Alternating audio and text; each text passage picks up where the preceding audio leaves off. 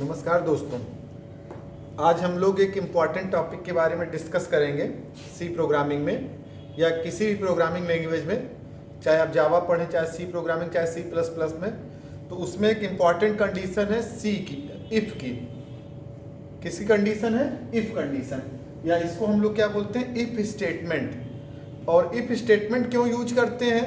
क्या इफ़ के साथ एल्स जरूरी है, या इफ़ जो है वो विदाउट एल्स ही यूज कर सकते हैं? इन सब के बारे में आज हम लोग डिस्कस करेंगे। ठीक है, तो इफ स्टेटमेंट या इफ कंडीशन हम लोग वहां पे यूज करते हैं जहां पे प्रोग्राम को एग्जीक्यूट करने के पहले कुछ सर्टेन कंडीशन एग्जीक्यूट हो। अगर वो सर्टेन कंडीशन अकर हो तो लाइन ऑफ कोड एग्जीक्यूट हो, और अगर वो सर्टेन कंडीशन अकर नहीं हो रही है तो लाइन ऑफ कोड एग्जीक्यूट नहीं हो। ऐसी जब हमें सिचुएशन रहे कि किसी भी पर्टिकुलर कंडीशन के बाद ही वो स्टेटमेंट एग्जीक्यूट हो, अदरवाइज वो स्टेटमेंट एग्जीक्यूट ना हो, जहां पे ऐसी जरूरत पड़ती है वहां पे हम लोग इफ का एक कंडीशन यूज करते हैं। ठीक, तो अभी तक जितने भी प्रोग्राम हम लोग डेवलप किए, जो भी मेन के अंदर हमने लिख दिया वो सारा एग्जीक्यूट होता था।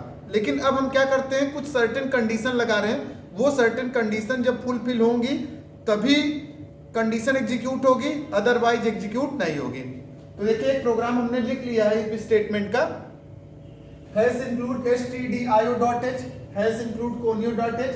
ये हर एक प्रोग्राम में आपको इंक्लूड करना है। वाइड मेन, आई थिंक इतना तो सब लोग समझ रहे होंगे जो भी पुरानी क्लासेस किए होंगे। अब यहां से समझना है सबको। इंटीजर टाइप का एक नंबर हमने डिक्लेयर किया। वेरिएबल का नाम क्या है? यहाँ पे नम। आइडेंटिफायर का नाम क्या है? नम। ठीक, और एक मैसेज हमने दिया, इंटर द नंबर। हमने क्या मैसेज दिया? यूजर जब इस प्रोग्राम को रन करेगा तो आउटपुट स्क्रीन पे क्या दिखेगा उसको? इंटर द नंबर, ऐसा एक मैसेज आएगा।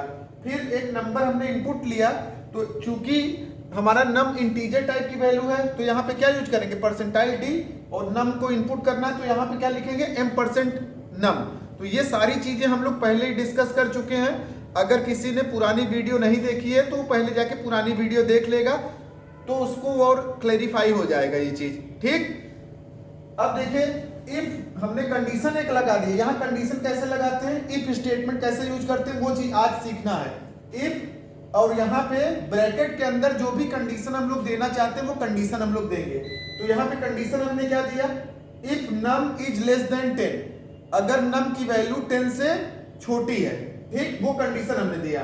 तो अगर नम की वैल्यू लेस देन 10 है तो ये वाला block of the statement execute हो।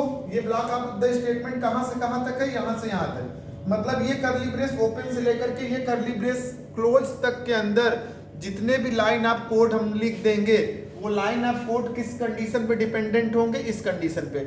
अगर ये कंडीशन ट्रू है तो ये लाइन ऑफ कोड सारे एग्जीक्यूट होंगे, और ये कंडीशन अगर फॉल्स है तो लाइन ऑफ कोड एग्जीक्यूट नहीं होंगे। तो ये इवेल्युएट क्या करेगा? ट्रू या फॉल्स। तो इस केस में देखिए, अगर हमने इनपुट कर दिया यहाँ पे इनपुट कर दिया मान लीजिए 5। क्या इनपुट कर दिया हमने? 5। अब ये चेक करेगा क्या 5 10 से छोटा है? तो 5 चूंकि 10 से छोटा होता है, कंडीशन क्या है? ट्रू है। जब ये ट्रू रिटर्न करेगा, इसका मतलब यहाँ पे मैसेज क्या प्रिंट करेगा? I am in if block. हम इस समय इफ ब्लॉक में हैं, या जो भी मैसेज आप अपनी मर्जी से लिखेंगे वो मैसेज एग्जीक्यूट हो जाएगा। तो जस्ट एन एग्जांपल, हमने ये मैसेज लिख दिया है। आप अपने हिसाब से जो भी प्रोग्रामिंग की रिक्वायरमेंट होगी उसके हिसाब से आपको मैसेज लिखना है। ये मैसेज इंपॉर्टेंट नहीं है, ये कंडीशन इंपॉर्टेंट है। तो जब भी वैल्यू 10 से छोटी रहेगी, हमेशा ये block of the statement execute होगा। अगर इसी की जगह हमने यहाँ पे इनपुट में 15 दे दिया, तब देखिए यहाँ चेक करें क्या 15 10 से छोटा है? तो 15 इस बार 10 से छोटा नहीं है। जब 15 10 से छोटा नहीं है तो ये क्या रिटर्न करेगा? फॉल्स रिटर्न करेगा। और फॉल्स रिटर्न करेगा, इसका मतलब ये ब्लॉक ऑफ द कोड अब एग्जीक्यूट नहीं होगा। जब block of the code execute नहीं होगा तो कुछ भी प्रिंट नहीं करेगा। ठीक, जब भी प्रोग्राम को हम लोग रन करेंगे तो कोई भी स्टेटमेंट प्रिंट नहीं करेगा। और हम अगर चाहते हैं कि कुछ स्टेटमेंट प्रिंट हो, चाहे ये block of the statement execute हो या ना हो, तो एक प्रिंट स्टेटमेंट हमने और ले लिया। हमने यहाँ पे क्या लिखा? प्रिंटफ, एक मैसेज दिया लास्ट स्टेटमेंट। गेट सी एच सब में लगाना है, तो आई थिंक सब लोग समझ रहे होंगे क्यों लगाना है गेट सी एच, आउटपुट स्क्रीन को रोकने के लिए। ठीक, तो यहां पे देखिए लास्ट स्टेटमेंट। अब देखिए अगर ये कंडीशन अकर नहीं हो रही है तब भी ये एग्जीक्यूट होगा, क्यों? क्योंकि ये इस करली ब्रेस के बाहर है, तो यहां से यहां तक का एक स्कोप है और वो स्कोप किस पे डिपेंडेंट है? इस इफ कंडीशन पे। इफ कंडीशन के बाहर, इस करली ब्रेस के बाहर जो भी लिखेंगे वो एज इट इज प्रिंट होता रहेगा। लेकिन ये चीज कब प्रिंट होगा? जब ये कंडीशन सर्टेन कंडीशन अकर होगी, जब वैल्यू 10 से छोटी होगी। ठीक, तो ही ये कंडीशन चलेगा, अदरवाइज ये कंडीशन नहीं चलेगी। ठीक, या अगर इसको इक्वल भी करना चाहते हैं तो हमने मैसेज क्या लिख दिया? हमने कंडीशन क्या बना लिया? If num is less than equal to 10, जब वैल्यू नम की 10 से या तो छोटी हो और या तो बराबर हो, दोनों में से चाहे इक्वल भी हो सकती है और लेस देन, मतलब अगर ये वैल्यू 10 है तब तक वो प्रिंट करेगा, एग्जीक्यूट होगा। ठीक है, जैसे अब यहां पे इनपुट यूजर ने क्या कर दिया? इनपुट यूजर ने कर दिया 10, तो चेक करा क्या नम की वैल्यू 10 से छोटी है, कंडीशन फॉल्स। लेकिन फिर से चेक किया क्या नम की वैल्यू 10 के बराबर है, तो इस बार कंडीशन ट्रू, तो यहां पे ए ब्लॉक ऑफ द स्टेटमेंट अब एग्जीक्यूट होगा। मीन सिंपल सा आपको याद रखना है कि अब किसी प्रोग्राम का एग्जीक्यूशन कुछ सर्टेन कंडीशन पे डिपेंडेंट होगा। जब तक वो सर्टेन कंडीशन अकर नहीं होगी प्रोग्राम का स्टेटमेंट एग्जीक्यूट नहीं होगा। ये बात आपको हमेशा अपने माइंड में रखनी है। ठीक, अब इसका एक अल्टरनेट सोल्यूशन हम समझते हैं कि अगर ये कंडीशन ना हुई तो क्या होगा। ठीक, तो यहां पे अगला जो स्टेटमेंट हम लोग पढ़ते हैं इफ के साथ, उसको हम लोग समझते हैं इफ एल्स स्टेटमेंट या इफ और एल्स कंडीशन। ठीक, तो इसी प्रोग्राम में थोड़ा सा हम चेंज कर लेते हैं।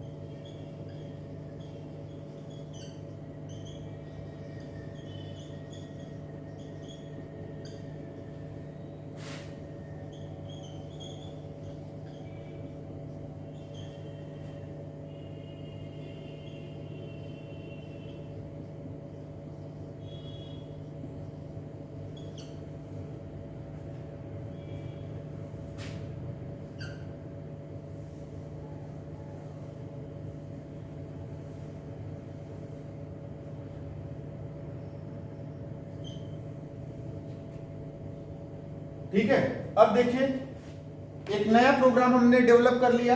अब इसमें क्या है? इफ के साथ एल्स का यूज, एक नया हम लोग अब यहाँ पे कॉम्बिनेशन देखेंगे इफ के साथ एल्स का यूज। और इफ के साथ एल्स का यूज कब करते हैं उसको प्रोग्राम के थ्रू समझते हैं। सबसे पहले इनके बारे में थोड़ा सा जान लेते हैं हम लोग। तो इफ के साथ एल्स कब यूज करेंगे?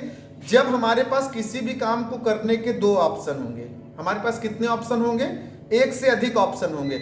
अगर ये पहला स्टेटमेंट एग्जीक्यूट होगा तो ये स्टेटमेंट एग्जीक्यूट नहीं होगा, और पहला स्टेटमेंट एग्जीक्यूट नहीं होगा तो दूसरा वाला जरूर एग्जीक्यूट होगा। तो हमारे पास किसी भी काम को करने के लिए अब हमारे पास दो ऑप्शन है। अब पहला वाला ऑप्शन अगर मैं सेलेक्ट कर रहा हूं तो उस केस में दूसरा वाला ऑप्शन सेलेक्ट नहीं होगा, और अगर पहला वाला ऑप्शन मैं सेलेक्ट नहीं कर रहा हूं तो दूसरा वाला ऑप्शन सेलेक्ट जरूर होगा। ठीक, तो हमें अब किसी भी काम को करने के लिए हमारे पास दो ऑप्शन है। अगर मैं पहला वाला ऑप्शन सेलेक्ट करता हूं तो दूसरा वाला सेलेक्ट नहीं होगा, और पहला वाला सेलेक्ट नहीं हो रहा तो दूसरा वाला सेलेक्ट जरूर होगा। ठीक, अब दोनों में से कोई एक जरूर एग्जीक्यूट होगा, दोनों के दोनों एग्जीक्यूट नहीं होंगे। ये चीज आपको याद रखनी है। और इसके लिए इन सिचुएशन पे जब प्रोग्राम हमें कभी भी बनाना होगा तो उसके लिए हम लोग किसका यूज करते हैं? इफ के साथ एल्स का यूज करते हैं। तो इफ के साथ एल्स का यूज कब करते हैं? जब दो में से किसी एक को हमें एग्जीक्यूट करना हो। ठीक, तो इफ का अल्टरनेट क्या है? एल्स।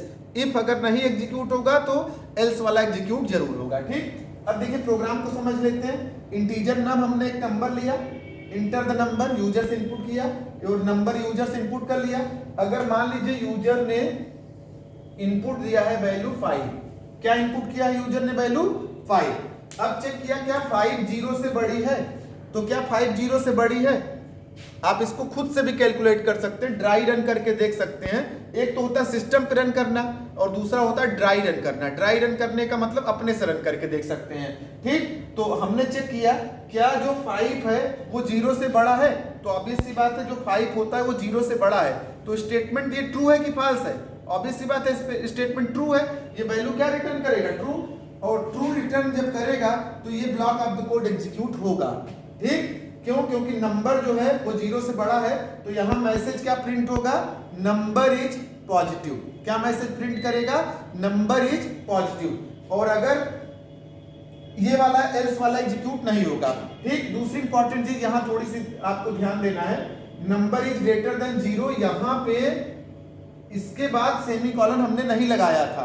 तो हर एक स्टेटमेंट के बाद सेमीकोलन लगाते हैं, यहां पे हमें सेमीकोलन नहीं लगाना है।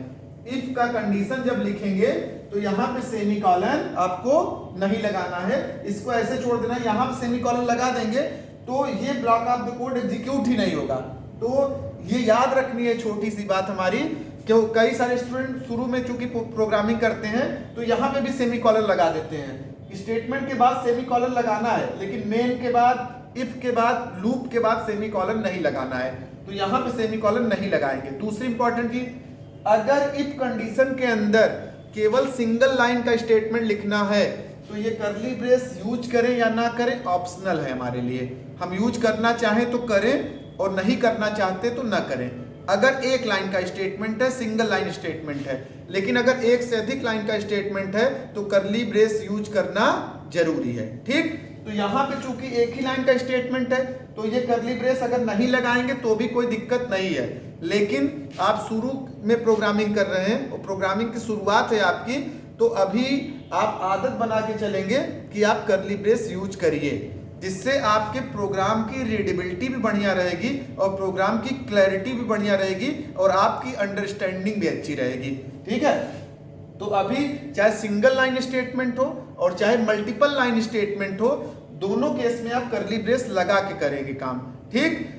लेकिन आप जानने के लिए ये जानते रहिए कि अगर सिंगल लाइन स्टेटमेंट है तो कर्ली ब्रेस लगाना जरूरी नहीं है, मल्टीपल लाइन स्टेटमेंट है तो कर्ली ब्रेस लगाना जरूरी है, ठीक।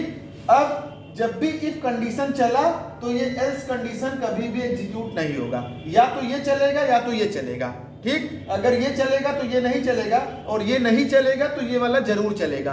तो दो में से केवल एक ही ऑप्शन एग्जीक्यूट होंगे, दोनों के ऑप्शन एग्जीक्यूट नहीं होंगे, ठीक। इतनी बात सबको समझ में आ गई है। अब देखिए, मान लीजिए यहाँ पे वैल्यू हमने कुछ और दे दिया, मान लो हमने वैल्यू दे दिया -4। क्या इनपुट किया? यहाँ से हमने -4 इनपुट कर दिया और इंटीजर की वैल्यू का रेंज कितना होता है? 32,768 से लेकर के माइनस में 32,767, ऐसे करके उसका रेंज होता है। तो -4 is also an integer number और हमने डेटा टाइप यहाँ पे क्या लिया है? इंटीजर, ठीक। तो यहाँ पे आप देखिए -4 क्या 0 से बड़ा है? तो क्या -4 0 से बड़ा होता है? 0 से छोटा होता है। तो ये कंडीशन फॉल्स है कि ट्रू? क्या रिटर्न करेगा? ये फॉल्स रिटर्न करेगा। जब फॉल्स रिटर्न करेगा तो ये ब्लॉक ऑफ द कोड अब एग्जीक्यूट नहीं होगा। जब ये block of the code execute नहीं होगा तो ये block of the code execute जरूर होगा। शब्द पे ध्यान देना है, ठीक। एल्स वाला ब्लॉक ऑफ द कोड जरूर होगा। यहां पे हमने बोला कि यहां पे कोई कंडीशन नहीं चेक हो रही है। यहां पे जैसे ये कंडीशन फॉल्स हुई, ये वाला एग्जीक्यूट हमेशा हो जाएगा, ठीक। यहां पे फिर से कंडीशन चेक नहीं हो रही है। हमारे पास दो ही ऑप्शन है, या तो इफ चलेगा या तो एल्स चलेगा। अगर इफ चल रहा है तो एल्स नहीं चलेगा और इफ जब नहीं चलेगा तो एल्स जरूर चलेगा। दोनों बातें आपको क्लियर होनी चाहिए। इस रूम में आने के हमारे पास दो दरवाजे हैं। अगर मैं पहले दरवाजे से आ रहा हूं तो ऑब्वियस सी बात है मैं दूसरे दरवाजे से नहीं आऊंगा, और अगर पहला दरवाजा बंद है मैं दूसरे दरवाजे से आ रहा हूं, इसका मतलब फर्स्ट वाला बंद है, फर्स्ट वाला लॉक है, मैं पहले से दरवाजे से नहीं आ रहा हूं, मैं दूसरे दरवाजे से आ रहा हूं, ठीक। तो हमारे पास दो ही ऑप्शन में है, दो में से किसी एक ऑप्शन को एग्जीक्यूट होना जरूरी है। तो जहां पे ऐसी कंडीशंस एग्जीक्यूट करनी हो, प्रोग्राम में आगे रिक्वायरमेंट पड़ती रहेगी, जहां पे ऐसी सिचुएशन होती रहेंगी, वहां पे इफ के साथ हम कौन सा स्टेटमेंट यूज करेंगे? एल्स का यूज करेंगे, ठीक। आई थिंक सबको बात क्लियर हो रही होगी, सबको ये बात समझ में आ रही होगी। आज इफ कंडीशन ही सीखेंगे, एक दो और प्रोग्राम समझते हैं इसके, ठीक है। जैसे हमें एक प्रोग्राम बनाना है, हमें प्रोग्राम बनाना है कि एक नंबर यूजर इनपुट करे और वो चेक करना है कि वो नंबर हमारा इवन नंबर है या ऑड नंबर है। क्या चेक करना है, ये इवन नंबर है या ऑड नंबर है। तो हमारे पास दो ऑप्शन है, या तो नंबर जो यूजर इनपुट कर रहा है वो इवन है, और या तो जो नंबर यूजर इनपुट कर रहा है वो कैसा नंबर है, ऑड नंबर है, ठीक। तो हमारे आप माइंड मेकअप कैसे करेंगे, यहाँ पे किसकी जरूरत होगी, इफ के साथ एल्स की जरूरत होगी, क्योंकि दो है, दो में से कोई एक ही होगा, या तो इवन होगा नंबर और या तो ऑड होगा। तो जहां पे ऐसी सिचुएशन बनेगी वहां पे आप माइंड से इस चीज को सोचेंगे, इस चीज को एनालाइज करेंगे कि इस प्रॉब्लम का सलूशन क्या हो सकता है, उसके हिसाब से आप कोड लिखने की कोशिश करेंगे, ठीक। तो देखिए किसी नंबर को हमें चेक करना है कि वो नंबर इवन नंबर है या ऑड नंबर है। तो हम कैसे चेक करेंगे, अगर कोई भी नंबर 2 से पूरी तरह से डिवाइड हो जाए तो हम क्या समझेंगे कि वो नंबर इवन नंबर है, और अगर 2 से डिवाइड नहीं हो रहा है पूरी तरह से, कुछ रिमाइंडर बच रहा है, इसका मतलब वो नंबर कैसा नंबर है, ऑड नंबर है। तो सिंपल सा सेंस लगाना है, और ये सब आप जितना ज़्यादा प्रोग्राम करेंगे, जितना ज़्यादा सोचेंगे, आपको धीरे धीरे प्रोग्रामिंग एकदम कंफर्टेबल लगने लगेगी। ये कोई एक रात में या एक दिन में आपको समझ में आने वाली चीज़ नहीं है। इसके लिए आपको रोज प्रैक्टिस करनी है, जितना ज़्यादा प्रैक्टिस करेंगे उतनी ज़्यादा आपको सिंपल लगने लगेगा, ठीक। तो इसके लिए आपको क्या करना है, जितना ज़्यादा आप हार्ड वर्क करेंगे, जितना ज़्यादा आप प्रैक्टिस करेंगे, उतनी ही आपको आसान लगने लगेगी सारी चीज़। तो हमेशा क्या करना है, जो भी चीज़ें बताई जा रही हैं, जो भी चीज़ें वीडियो में प्रेजेंट की जा रही हैं, उसको फिर से रिवीजन करते चलना है, नई नई चीज़ें सीखते चलता है। प्रोग्राम जरूर डेवलप करना है, प्रोग्राम से आप डरेंगे तो प्रोग्रामिंग कभी भी आपको नहीं आएगी। तो उसको एकदम सिंपल वे में लेना है, उसको चीज़ों को एनालाइज करना है, उसके हिसाब से उसका सलूशन को प्रोवाइड करना है, ठीक। अब हमें क्या करना है कि जो नंबर पूरी तरह से डिवाइड हो जा रहा है 2 से, इसका मतलब वो नंबर इवन होगा, नहीं तो ऑड। तो यहीं पे कंडीशन देखिए हम क्या चेंज कर देते हैं, उसी प्रोग्राम में फिर से हम नया बना लेते हैं। तो यहाँ पे नंबर जो है वो परसेंटाइल 2 डबल्स इक्वल टू अगर 0 है तो हम यहाँ पे क्या प्रिंट करेंगे, नंबर इज इवन। सोचिए प्रोग्रामिंग कितनी आसान है, एक प्रोग्राम से ही हमें कुछ याद नहीं करना है, अलग प्रोग्राम हमने बना लिया, ठीक। उसी प्रोग्राम में पूरा हमें लिखने की जरूरत नहीं है, पूरा हमें चेंज करने की जरूरत नहीं है, उसी प्रोग्राम में कुछ चीजों को हमने चेंज कर दिया। और अगर हमारी एक बार समझ डेवलप हो गई है तो आप कितने भी कॉम्प्लिकेटेड प्रोग्राम आप चुटकियों में करते जाएंगे, आप आसानी से प्रोग्राम करते जाएंगे। लेकिन बस जरूरत किस चीज की है, एक बार आपको समझ में आए वो चीज, एक बार आपका समझ डेवलप हो जाए, ठीक है, वो चीजें आप एनालाइज करना सीख लें तो आप कोई भी प्रोग्राम बना सकते हैं। उसको रटने की जरूरत नहीं है, उसको समझने की जरूरत है। एक बार आप समझने लगेंगे तो आपको प्रोग्रामिंग बड़ी आसान लगने लगेगी। तो फिर से आई थिंक ये चीज आपको समझ में आ रही होगी। नंबर को यहाँ पे हमने इनपुट ले लिया, ठीक है, और चूंकि नंबर इंटीजर टाइप का है तो परसेंटाइल डी यूज करेंगे, एम% सिंबल हमेशा यूज करेंगे। जब भी हम स्कैनएफ यूज करेंगे तो स्कैनएफ कैसा फंक्शन होता है, इनपुट फंक्शन, और प्रिंटएफ कैसा फंक्शन होता है, आउटपुट फंक्शन। इन सब के बारे में हमने डिस्कस कर लिया है। अब देखिए यहाँ बड़ी अच्छी चीज हम लोग सीखेंगे, इस ऑपरेटर को सीखेंगे, और इस ऑपरेटर का यूज क्या है, वो कितना बेहतरीन है। और आगे आप ये समझिए कि बहुत सारे प्रोग्राम इसके थ्रू हम लोग करने वाले हैं। तो अगर ये ऑपरेटर आपको यहाँ पे समझ में आ गया तो आगे आपको पैलिंड्रोम नंबर निकालने का प्रोग्राम, आर्मस्ट्रांग नंबर प्रोग्राम का, परफेक्ट नंबर निकालने का प्रोग्राम, आप बहुत सारे प्रोग्राम आप देखेंगे, बहुत इजीली आप करते जाएंगे। तो आई थिंक ये चीज़ एक इम्पॉर्टेंट है जिसको आपको सबको ध्यान समझना चाहिए। और एक बार ये समझ में आ जाएगा ये कंडीशन कैसे लगनी है तो आपको आगे भी एक प्रोग्रामिंग कॉन्सेप्ट डेवलप होता जाएगा, ठीक। तो यहाँ पे देखिए हमने नंबर, मान लीजिए यूजर ने इनपुट दे दिया है 5, क्या नंबर इनपुट दिया यूजर ने 5, तो यहाँ कंडीशन क्या बनेगी, यहाँ पे ये चेक कैसे करेगा, 5% 2 डबल्स इक्वल टू 0।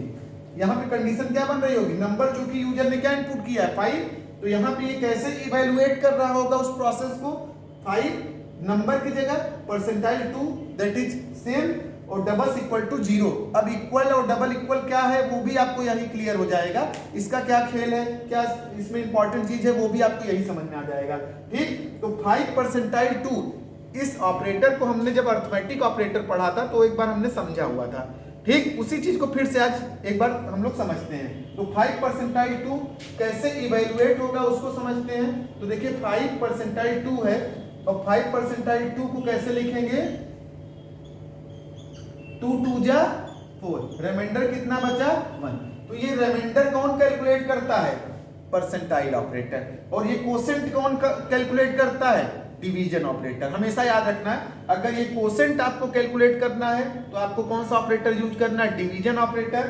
और अगर ये रिमाइंडर कैलकुलेट करना है, इसका यूज कहीं करना है प्रोग्राम में, तो उसके लिए हम लोग कौन सा ऑपरेटर यूज करेंगे, मॉडुलस ऑपरेटर, परसेंटाइल ऑपरेटर, या इसको रिमाइंडर ऑपरेटर भी बोलते हैं। इस ऑपरेटर का यूज करेंगे। तो बहुत इंपॉर्टेंट कॉन्सेप्ट है जिसको हम लोग आगे प्रोग्राम में यूज करते जाएंगे।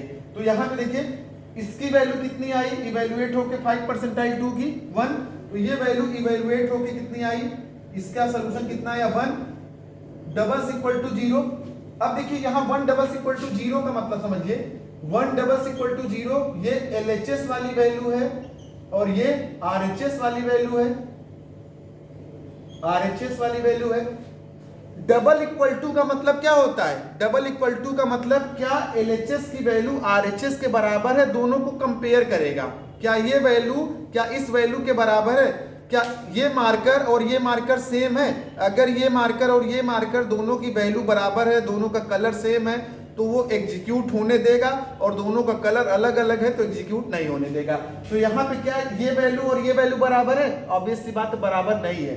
क्यों, क्योंकि ये 1 है और ये 0 है। ठीक, तो ये क्या रिटर्न करेगा, ये ट्रू रिटर्न करेगा कि फॉल्स। तो आई थिंक सबको समझ में आ रहा होगा, ये क्या रिटर्न करेगा, फॉल्स। ये वैल्यू क्या कैलकुलेट करेगा, गलत वैल्यू कैलकुलेट करेगा, ये चलेगा नहीं। तो यहाँ पे जब चलेगा नहीं, तो ये देखिए हमने समझने के लिए हमने सारा लिखा हुआ था। तो यहाँ पे आपको थोड़ा समझना है, प्रोग्राम में इसको नहीं लिखना है। जब ये नहीं चला इसका मतलब ये ब्लॉक ऑफ द कोड अब एग्जीक्यूट नहीं होगा, नंबर इवन ये प्रिंट नहीं होगा। और ऑब्वियस सी बात है, जब ये block of the code execute नहीं होगा तो ये block of the code execute जरूर होगा। इस चीज को आपको समझना है, या तो ये block of the code execute होगा और या तो ये block of the code execute होगा। तो इस बार चूंकि ये दोनों वैल्यू बराबर नहीं है आपस में, इसलिए ये इवेल्युएट नहीं होगा, और जब ये इवेल्युएट नहीं होगा तो ये block of the code execute जरूर होगा। इस चीज को आपको समझ लेना है। ठीक, और भी एग्जांपल के थ्रू समझते हैं हम लोग।